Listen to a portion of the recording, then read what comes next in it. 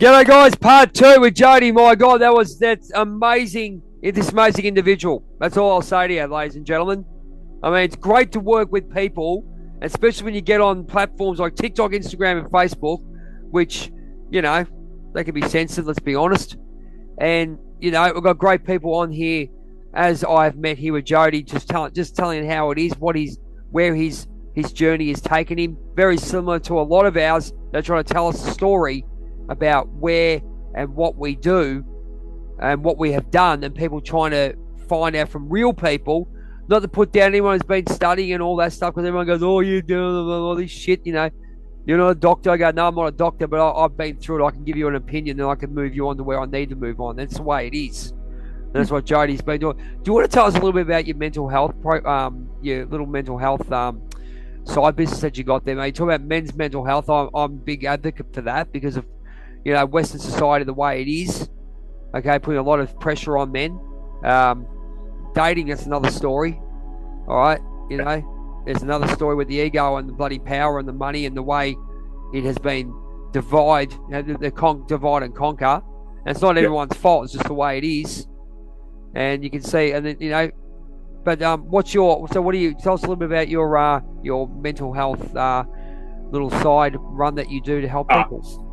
Look, I started when I rebuilt myself. I knew that I needed a platform to do it with, for stability, to rebuild my life. So I ran the spiritual, the physical, the intellectual, the financial, and the emotional, the five pillars of wellness for me.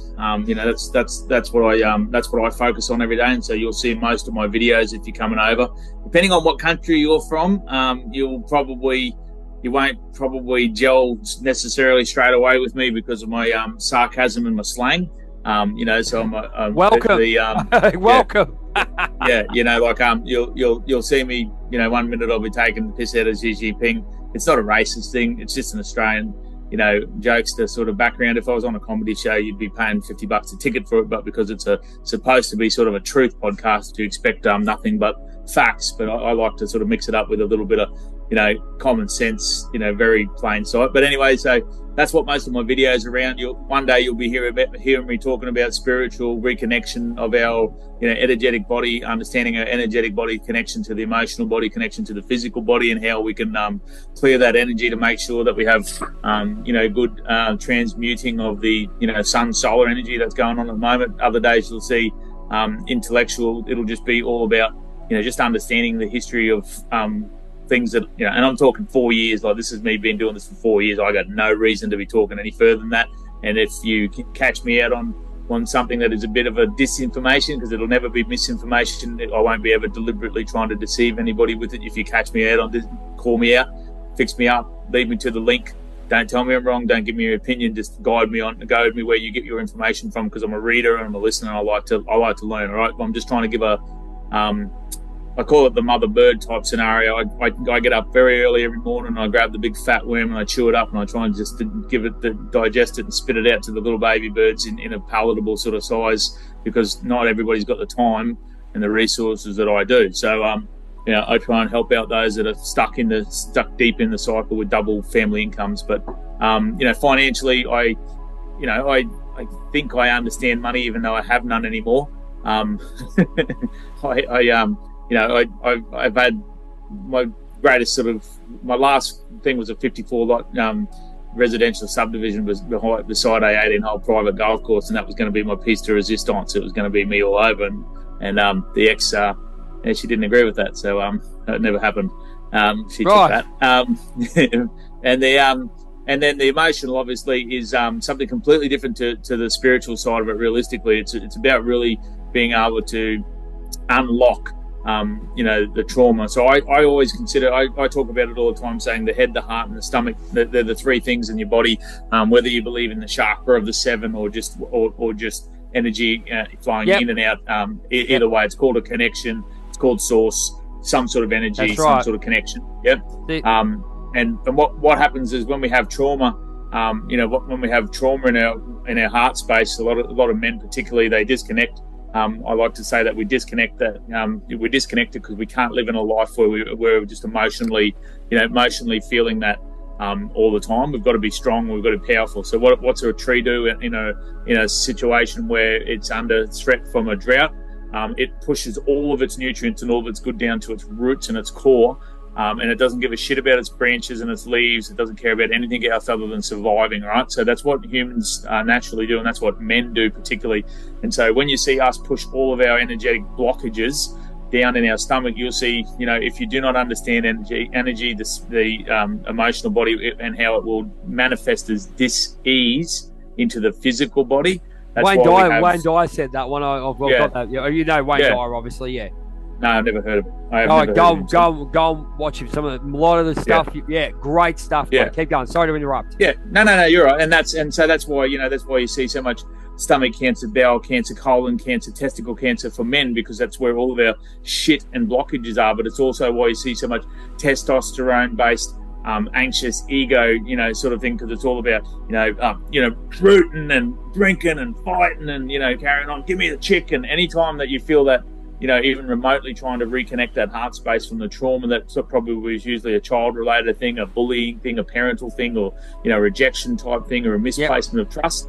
That when as soon as you put yourself into that energetic space where your heart might start feeling that again, it's like jam it back down there and say, no, I'm going to go and punch them in the face, drink some more beers, and give me a Sheila, give me a woman. So what I've been trying to do is making sure that people feel comfortable during that journey to allow that allow the vulnerability to really do it. And I was trying to get rid of my ego for the longest of times, because the ego had taken over control of me.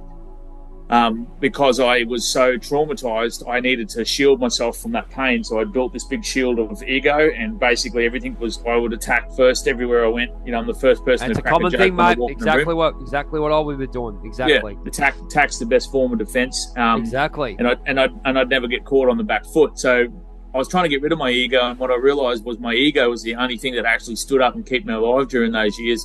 And what I needed to do was actually thank my ego. So I went and had a chat to the other emotions in your body that would be responsible to the response that comes out of your mouth.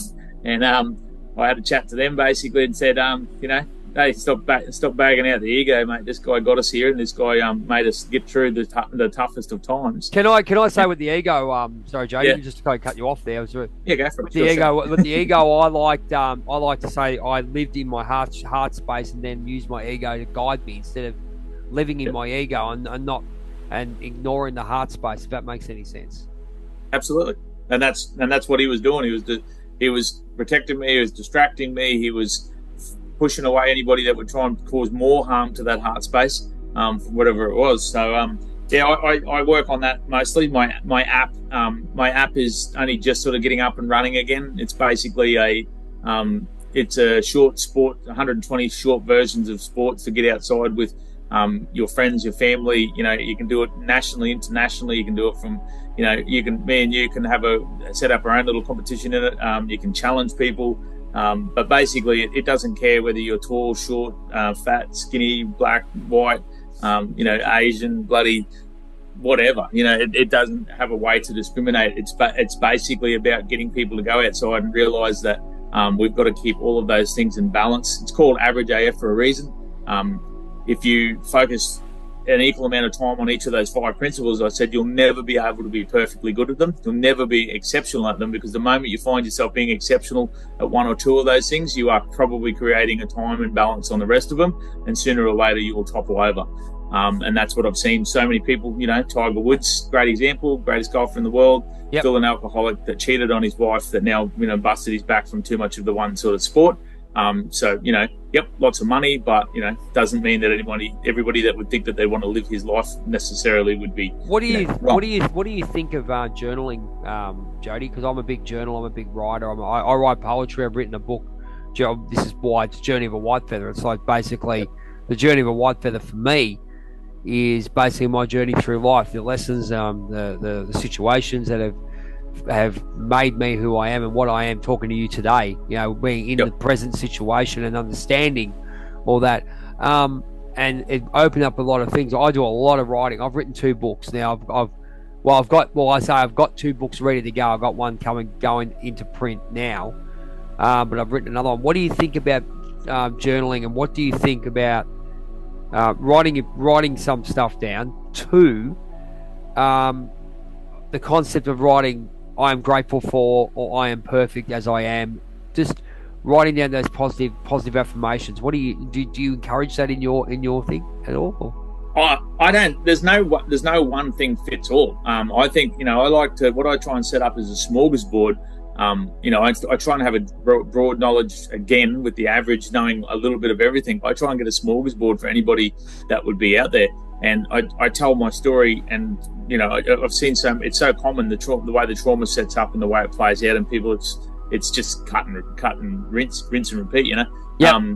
So yeah, the smorgasbord option for me is what I do. Like my website, the Working on Wellness Factor is it's five pages of those 5 channels. It's not live yet, but I'll give you the link. But it's designed to have connect small business in each one of those fields, so that you can go in there and learn each one of those sorts of things. Okay. And you can go into spiritual, and you might like Reiki. I don't, but you might you might be the emotional code. You might be the sound frequency. It might be access bars. It might be something along those lines. One might work well, one might not. But everybody would say to you, "Oh, you got to do Reiki," and you go, "Well, no, I don't." No, and then you go over here, and like you said. So for me, this is my videos are my journaling. I've got 500 videos online. I can talk for days. But you try and put me in front of a script to read, and I'm hopeless. You try and get me to continue to write down my thoughts. I can't write as quick as I can think, and I actually cause a traffic jam in my head, going, ha. Gotcha. Get out of the fucking road. I'm trying to write. Gotcha. Gotcha. Yeah. Gotcha. It's very interesting you say that. So I like channeling. I say, like, I've been doing my journey with Whitefeather stuff, like talking about what I do is I go to a different. I mean, if you watch my ones, I've got my home is Perth, and I go there and I walk around. You get inspired by it, for me. So my journey is to say, okay, I've learned about this, and when being in this situation or being in this place inspires me to what you're saying. So you're actually giving a lesson on your life in a particular area. Like I've done it in Launceston. Because I'm in a band, I've been going to Launceston, going to Adelaide, whatever. And I do my videos in these different places, which is interesting. And it's just basically, as I said, the journey. It's simple as journey of a Whitefeather. So what is it? It's my journey from here to here, with all the ups and downs, and becoming the person that I am right now through the hard times. Well, this is the problem that we're seeing, especially in the truth movement, when you try and actually get to go forward, because the egos are there and because the trauma is there. Most people can't even, they can't even unite long enough to fight the common enemy, because they're too busy fighting each other. No, it's Jesus that's saving us. No, it's the white hats that's saving us. No, you got to vote Liberal. No, you got to just be love and light and just meditate all day long. Like, oh, shut up and just stand together side by side and know that the enemy is common, because they're sitting back just laughing, going, look at these plebs. They're never going to take it. If everyone understood there, sorry to cut you off again, but if everyone understood that, whether it's they're this bloody toxic masculinity, femininity, all this fucking crap.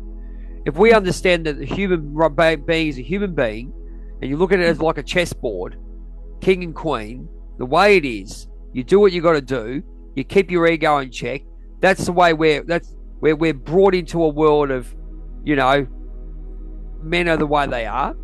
Yeah. Women are the way they are. They have masculine and feminine energy within them, and instead of, as you said, look, these idiots are going, oh, look at these fucking idiots. They're bloody fighting amongst each other. But you understand that people have their own journey, and understand they've got their own lessons to learn. We will be in a better place. Sure, and that's why I say that of all the things in the first part of this that's going wrong, none of it will be fixed if we don't start with ourselves. Because I can clap my hands tomorrow and have all of the problems go away, and in 5 years they'd be back, because the fundamental reason that it's possible to break society down the way they have is because we are traumatized and triggerable, which means that our default is always, if you get butt hurt, you either are in a fight or flight mode. So 80% of the people run away from confrontation. They don't argue. They don't push back. They're just like, I just can't handle it. I'll just do whatever you tell me to do. I'll follow the rules. Yes, officer.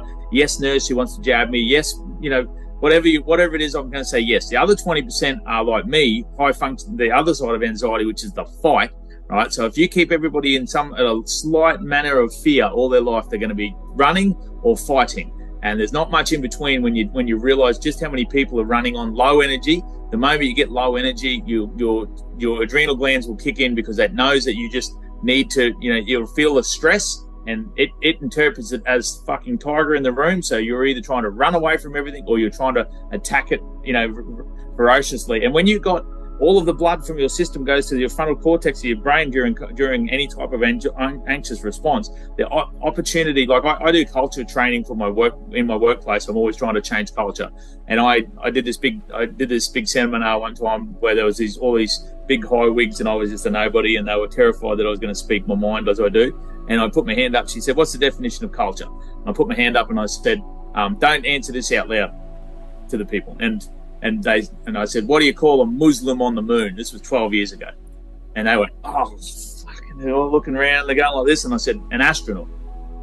I said, "Culture is the first thought that comes to your head. It's your first response.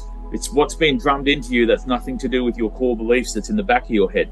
So culture is what happens immediately when you have a thought, a situation, whether you run towards the fire or you run away from it, whether you go towards the woman screaming rape or you just walk on by. But the back of your head, given 5 minutes to think about that question, would not come up with a racist suggestion. And at the time, Muslims were spoken pretty badly about across all news, because it wasn't long after, the events of Christchurch, I think it was, in New Zealand. Yep. No, like now every person in that room barely would have even known a Muslim, but they would have had a thought come to their head that doesn't necessarily sit with their core beliefs. And that's why if you can keep people in that anxious state where they're overthinking here, they haven't got their heart for empathy here, and their gut is not even connected to that through that situation, where they don't get time for that gut feeling, we respond quickly all the time because this has got all the blood, this has got the power. And so we're saying things and we're doing things and we're acting the way that isn't in line with the core beliefs or family of our ethics or our morals or our Western principles, you know what I mean? So that's the thing we've got to fix before we worry about what fucking politician is, running in the federal election. We're not doing that at the moment, though. I think we are. Look, Danny Searle, God rest him, he's passed. He lived in Brisbane. He was one of us, and he said it's an exciting time to be where we are right now, because there's a lot of people waking up. You, me, everyone's waking up to all these things. I think we're finding our own part. It's great we're connecting, Jody. Like, you've got your journey, I've got mine. I've got my team overseas. Yep. Right, that we'll see this video and go, God, this guy's unreal. Let's connect with him. We'll go. Well, I want to get you onto the UK. I'm going to get you on the UK radio. That's my first thing. I've got a friend of mine, my brother from another mother, Cortez Medford. He does Spiritual Needs TV on a I can't remember the Radio FM in England. And he has basically the same thing, but he has it generated towards the UK, and get all of us getting together. It's like a divine plan in my sense. It's great that we can. We are the nodes in the new network, my friend. This connection is what they have suppressed. Everything that they get us to build through free will in this world is what we are capable of as souls in outside of it. Understand that this is a mirror of what we can do ourselves, and we are hidden from the truth on a constant basis. And the reason why we yearn so much for progress and growth is because it's something that we can do in our spiritual bodies. And so we are tricked into making our time and effort as slaves on this planet to build what we can do for free outside of it. And that is the secret that we've got to sort of... Could I ask you then, okay, this might be going on the other side. If we do this for free, we had the monetary system to value our work efforts. How would you do that? How would you set it up? Well, that's a 3D thought, and that's the problem. Is that we've been disconnected from what our true intentions as divine creations were. We've been stuck in the training of the 3D thought for so long that when we think about freedom, we only think about freedom in the 3D. You know what I mean? Like, and that's what I'm sort of saying, is that it seems it seems cuckoo for chua, but the moment you start going inwards and, like you've only got to go, I've never done DMT or ayahuasca or something like that, but there's plenty of drugs, particularly DMT, which is something that we make in our bodies ourselves right before death. Which is clearly opening, preparing us and opening us or calming us for what is to come. I work on every single level, you know what I mean? Like I've got my spiritual beliefs, I've got my spiritual networks. We have a men's group that had found higher ways to express themselves and understand the what we're trying to do with the Neo beyond the Matrix. So many people say that they have been, they're red pilled. And I'm like, oh, Neo wasn't still walking around in the Matrix when he was red pilled. He actually woke up and, he didn't bother shaking any of the pods around him. He actually got on with breaking the system, and we need to understand that we need to break the system, not walk around shaking pods all day long either, because when you shine a light bright enough, out of what it is that you're doing, the people that are in the dark will naturally gravitate to you anyway. You don't have to do anything particular.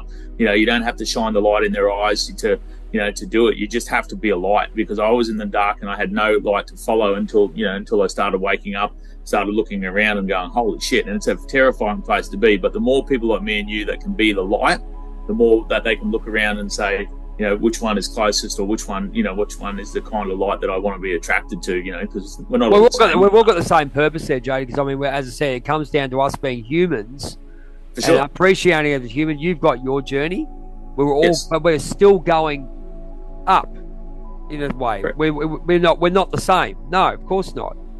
And, no, we're lifting the vibration. We are lifting the vibration, our own superpower. Yeah, that's the way it is, because we're brought on this earth to be who we are, live our life and live our dream, live our purpose, whatever it may be, and then, but also if it means to raise the vibration. So you raise your own vibration to become a leader and show them what you can do, and once you raise that vibration, you can do what you need to do, I guess, isn't it? Well, the path becomes sort of clear, and the more work I've done on my trauma, the more self-healing I've done, the more I've filled this and reconnected my art space, the less that any of the material shit in this planet makes a difference to me. It is a weird place to be. I'm 10 months without alcohol, and there was never even a moment of time where I've gone, oh boy, geez, I miss that.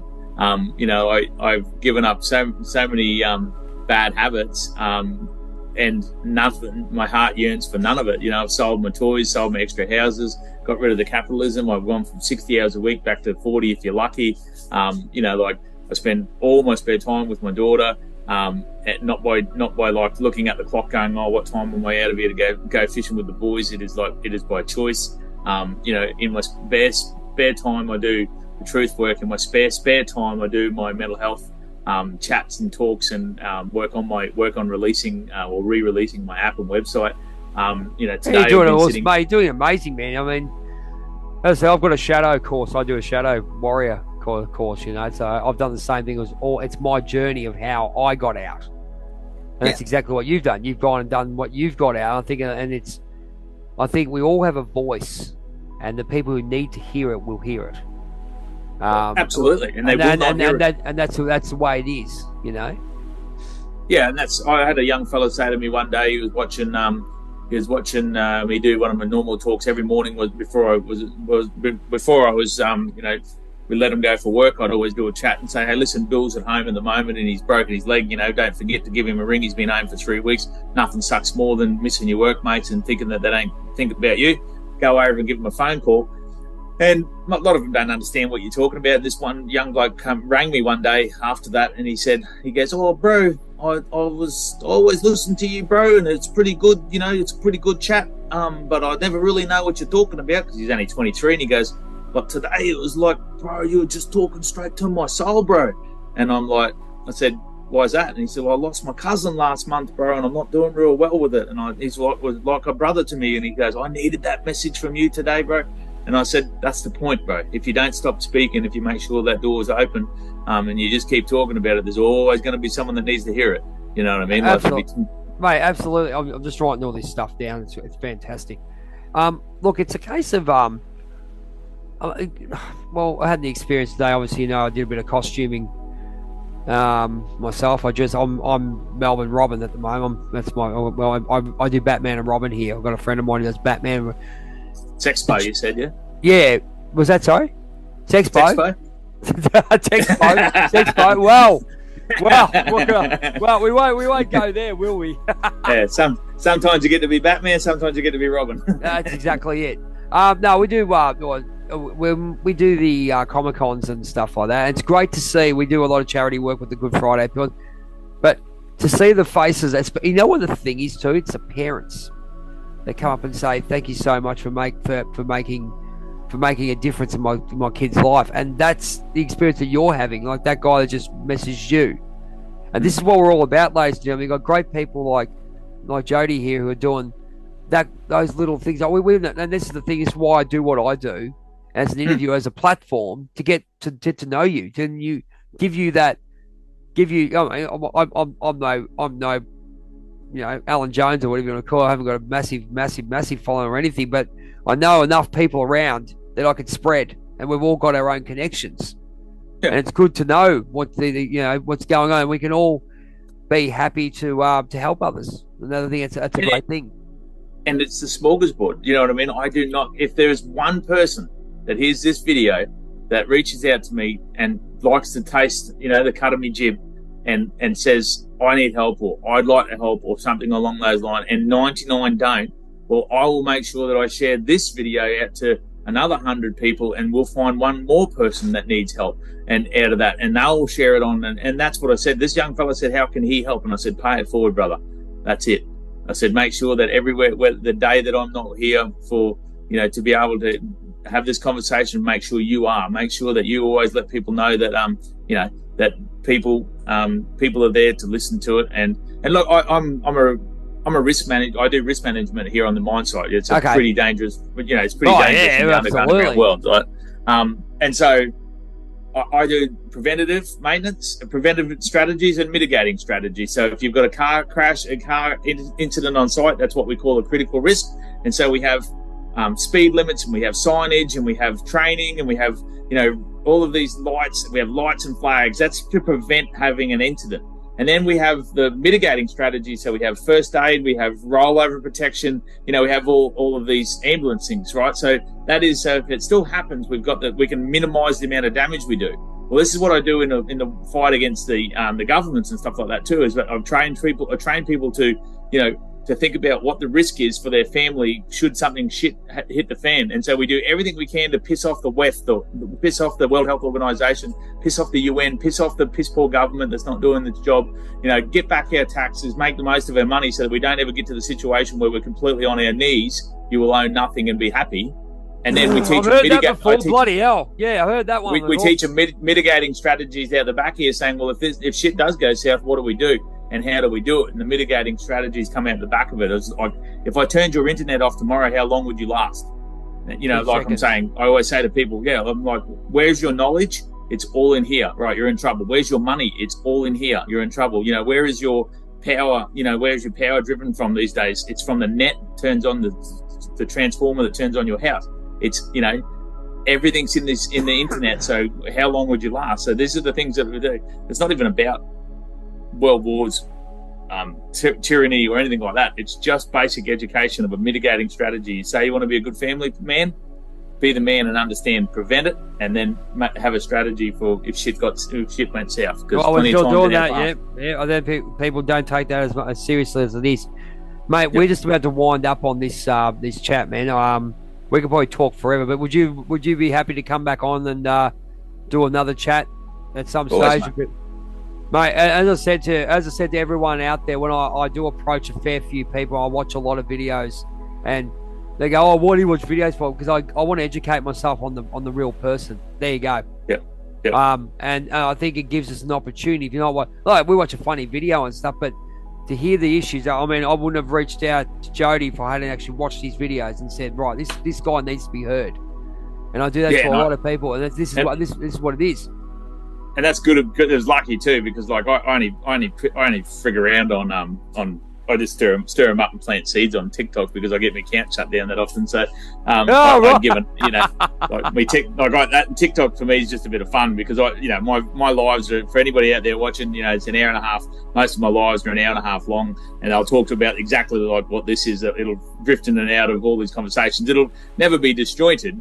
It'll teach you how they all sort of weave into each other and how they are, ton of straw. But TikTok I just do for fun because it's just a bit of fun over there when you sort of go over there and act stupid because they love it when you act stupid. Like this morning was I said, last night I got this awesome hack. I don't know if you know about it, but I was scrolling through TikTok and then I've come across this post that I didn't like and I just scrolled past it. And I always thought you had to stop and write something stupid on there, but apparently you can just scroll straight past it and you don't even have to write anything on there. And then I found out that if you do stop and write something stupid on there all the time, the algorithm thinks you like them. And so they continue to put the same stupid posts in front of you. So how about you learn that hack and just scroll on by, and that's it. But, that's just a piss take at the people that just sit there going, you're a cooker, you're a conspiracy theorist, and carry on. And I'm like, I love the word cooker. I absolutely love it. One of my rings on my Facebook profile says, cooking for Australia so that we are never starved of the truth. Bring it on. You have no idea how thick my skin is for people that want to try and take me on. You can't half not bloody, look,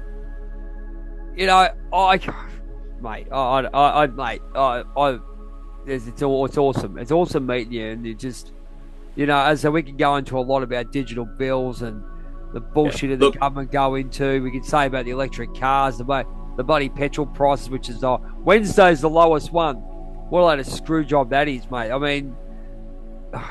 mean, there's so much bloody hell. There's a lot to unpack out there, mate. And I think the appetite at the moment is obviously the digital bill because it's in the news. I don't get caught up with what they call the mainstream media. We all know that it's fraudulent. Nobody watches it anymore. We've got a real big issue at the moment with the mainstream social media. All right, so they've understood that all the power's been taken away from them, and now you see the rise of the Tuckers and the Elons and the Tates and the Rogans. Now, I love watching all of their content, but I ask everybody to understand when you're running around because something said to, just understand that we used to do that with the same way when we were watching the mainstream media and trusted it. So that makes a good point of sense, mate. Yeah, it's a great point. It's learning discernment, all information in through the filter of discernment, letting your body take all these three pieces, take that in and go, what do I need out of that? Shit the rest out. Hold on to what's core. Your intuition will tell you what is right and what fits in the jigsaw. Yep. And the mouthpiece is intent. That every time you open your mouth, you understand what the intent of the information that you've just learned through discernment and intuition before it comes out of your mouth, because that will make the biggest difference in this war. If you're just saying someone died from the jab to tell somebody so that you can spite them to say that you were right, that is wrong. If you're telling them that they're at risk, but there's a protocol that we've got in place to do something about it because of the spike protein floating around in your body with the nanoparticles, understand that is the intent of your post. So that, to me, is the biggest thing that I just wanted to add in the end. If your viewership liked what they heard with us tonight, let them sort of tell us what part 2 looks like. If they want to talk about digital ID, that's what we can. But if they want to come back and talk about, that's a good way of looking at it, mate. It's a really good way of looking at it. Because Jackie and I, my friend of mine in Canada, we do the 1111 Spiritual Transit podcast. We both have the same sort of journeys. And we 1111. God, don't get me started on 1111. Yeah, well, that's how, mate. And that was the thing that came to me straight up. I go, Jackie, 1111 Spiritual Transit. Makes bloody sense what we're doing. Yeah. Makes exactly what we said. And we basically have questions from viewers asking us about twin flame relationships and all this stuff. But now it gets into that. We're going into that type of thing, you know what I mean? So, and that's why I say let them guide what they want to hear. Because I love part 2s because this is always just the introduction one, and I speak that fast and I speak that much. It's always hard to they're just sort of like thinking, oh shit, he's talking about world economic. Oh shit, he's turned the corner now. He's talking about underground mining. Oh, far out, he's back over to mental health again. So I just like to let people, if there's a part 2, if they actually want a part 2, mate, I just let them decide what they want. And we will have that. We always have the open forum. But Jody, thank you so much. As I said to you, like coming out and actually accepting, I reach out to a lot of people and you getting back, and thank you for your time and what you're doing for this world, man. For me and my crew that I know I'm speaking to, thank you for what you're doing.